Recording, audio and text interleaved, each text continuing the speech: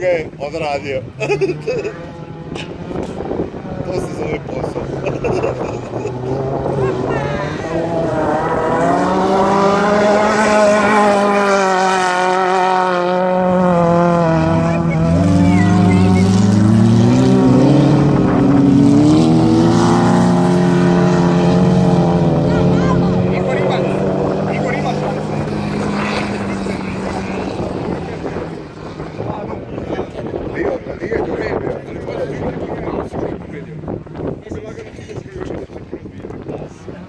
Da, tak. Treću zapali cigaru i pola.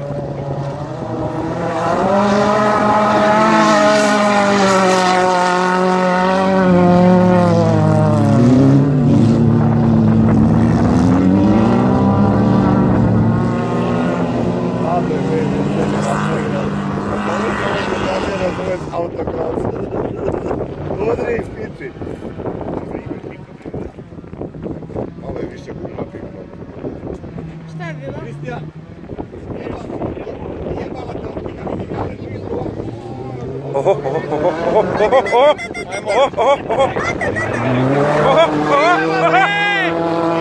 Nemoj da se nas puno jebati.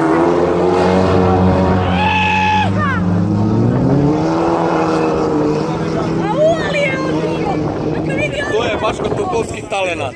Molim lepo.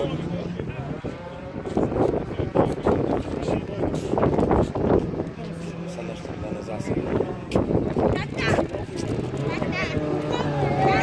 Možda se kupo.